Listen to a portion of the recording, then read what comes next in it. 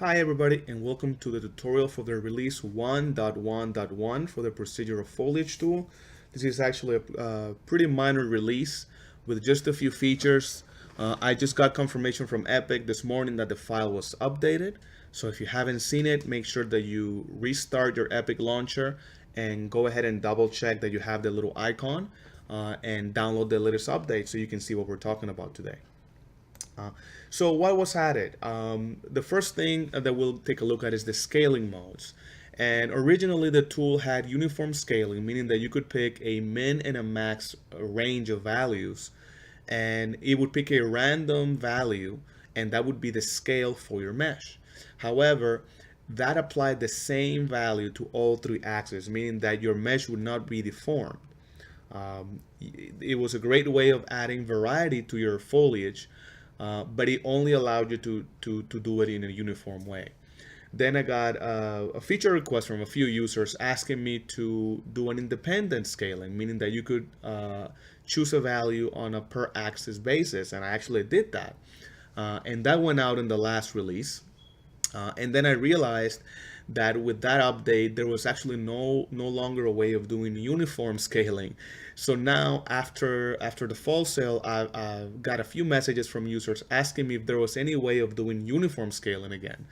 Um, I decided to actually do both, right? So I've added a scaling modes drop down, which you'll see in a second. And now you have both methods. You can do uniform scaling if you wish, or you can do independent scaling if you wish. There's also some collision settings that I added to the HISM spawner, and we'll see that. And there's also random rotation, which again came from another user's request. And I thought that was simple enough to add and added even more variety. So with that said, let's go ahead and jump to Unreal. And what I've done here is I've opened the project as you would get it when you download it. And I just created a brand new level. You can see I haven't even saved here. I dropped the spawner here. I've added my SM pine tree, and I've added my collision bounds. And this is going to be straight hierarchical links and static meshes.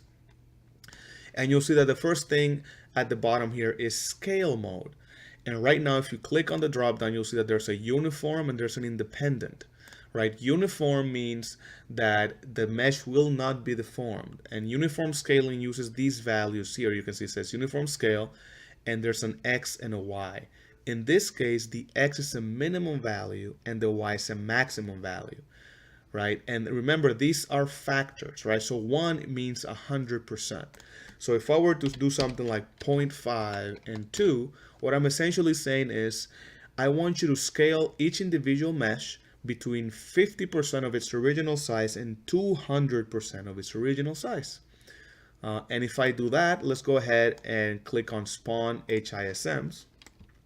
You'll see now that we have a really big range, right? We have some really small trees and some really big ones here. But what you'll notice is that the trees are not deformed, right? The scaling in the X, Y, and Z is uniform, right? So if the value was 0.5, 50%, it scaled the mesh 50% for all three axes, right? And I'm clearly doing this for effect, the 0.5 and 2. Normally, what you would do is actually, you would make it a little bit more subtle, right? So a setting that I recommend is something like 0.8 and 1.2. In other words, 80% to 120% of its original size. And if you spawn the trees now, you'll see that there is now a slight variation that makes it look a lot more natural, right? So obviously play around with these values and you'll see what kind of works for you. The other method, which is kind of the way before this update, is independent, right? And you see that we have two separate vectors here, values, a min and a max scale. And the way that the independent works is that it's going to choose a random value per axis, right? So for example, for X, it'll pick between this value and this value. And the same will be for Y and Z. So you can choose to deform your mesh in any way you want. So just for effect, I'm going to keep it at, well, we'll do the same values, right? The original 0.5 and 2. and I'm only going to scale it in the z-axis, right? So the random values that are going to be for x and y are always going to be 1, right? A random value between 1 and 1 is obviously 1, right? So if we go back and we click on spawn HISMs, now you'll see that the trees look like they're elongated around the z-axis, but their x's and their y's are the same. So depending on your mesh, you may want to do some independent scaling as well, right? You may want to do that as well. Obviously, you can do it in any axis. Oops, let me go back. I'm kind of used to doing it like this. You can do it on any axis, right? So you could do x between 1 and 5, for example. And when you spawn them, you'll notice that they look pretty bad, right? Like this guy here, for example.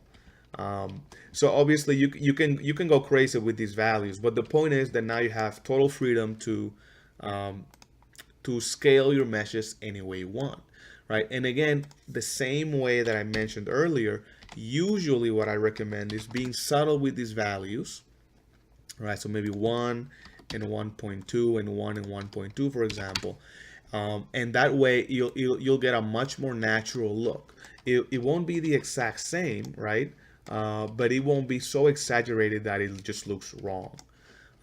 Keep in mind also that you can play around with these values, right? So to give it even more effect, you can spawn, every time you hit spawn, it'll use the settings that you have here.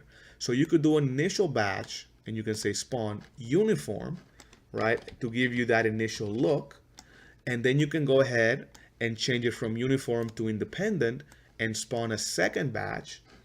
And then that way you kind of have the best of both worlds, right? You have the majority of the trees are uniform, but then you have the odd tree here and there, like these guys here, which are scaled only on the z-axis. So play around with these values, and I'm pretty sure you'll find the setting that works best for your mesh.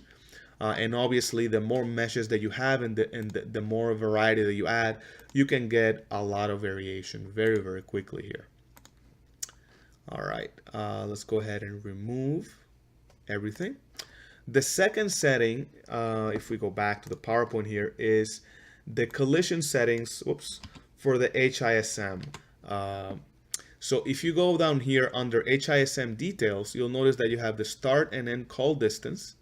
And now you have a new collision settings here. And the default is obviously collision enabled. But if we go down there and say, you know what, I don't want any collision whatsoever, and you spawn your trees, so now hit play here, you'll notice obviously, as the setting implies, there is no collision on these trees. So why is that useful? Well, in certain situations, you may want to have trees in the background for your level, and usually if you don't have any collision, it's a little bit cheaper to render for Unreal because it doesn't have to keep testing for collision, right? So in my tests, it generally doesn't make that big of a difference, but it's always nice to have that option. So if you have a lot of trees in the background, say you have a really big forest scene and you have a huge vista, maybe the trees way down in the background, you may want to spawn without collision just to give you that slight edge of performance. Obviously, go back to collision when you're doing the trees that are generally in the same place where the player would be. And lastly, random rotation. This was actually a feature request from one of the users on the Discord. And what he suggested was to have a way of adding slight rotations to the mesh, again, to have even more variety when you're spawning your trees. And I did just that. So if you go back under your settings, you'll see that under max independent scale, now you have even two new values. You have min rotation and you have max rotation. And the defaults are 0 because this is an additional rotation to the current rotation of the mesh. Keep in mind that if you're rotating the mesh to align to the surface, this is going to be an additional rotation to that original rotation. And this is again in degrees. So right now the rotation is going to be pretty much flat, right? It's a perfectly flat surface. So if we say something, for example, I want the min rotation to be 0, but the max rotation to be something like 10 in the x-axis, for example, and I go ahead and spawn my HISMs, notice now that some of those trees are slightly tilted in the x. You can see here's a perfect example of the tree that is slightly bent by around 10 degrees in the x-axis. You can see here, for example, these trees here. So this is one of those settings where subtlety makes it look best. Even 10, I would argue, is honestly probably too much. It doesn't look natural, at least with this mesh. So what I would say, something like -5 and 5, something like that, would probably give you better results, right? And you can see that it's very, very subtle, but some trees do have about a maximum of 5 degrees or -5 degrees in either direction. So make sure that you use those settings, again, to add variety. So with this update, I'm pretty confident that you guys have a lot of different options between the two scaling modes and random rotations to create a lot of variety in your forest scenes. And that's pretty much it. It is a minor update, which is why I did not include a new level showcasing the features how I did for the 1.1 release. But I just wanted to get this out there because I've got a few people asking me about uniform scaling, and I said, you know what, I don't want to wait any longer. I wanted to go ahead and submit that change. So hopefully you enjoyed the update. Let me know if you have some questions. Either in the comments on the video below. If you haven't joined Discord, for you guys that just bought this tool through the fall sale, first of all, let me thank you real quick for your support. I really, really appreciate it. If you haven't watched the full tutorial series, please watch it, because I go over every single setting that you see here in a lot of detail, including the additional stuff like the river and the landscape material that comes as a bonus. If you haven't joined our Discord, please do so. I'm usually pretty quick at answering questions, and you can message me directly there. If not, if you rather use email, here's my email right here. I check that periodically. So yeah, thank you guys again for all your support. Welcome to the new members of the community that just bought the tool. And yeah, let me know what you think, and I will talk to you in the next video. Thanks a lot.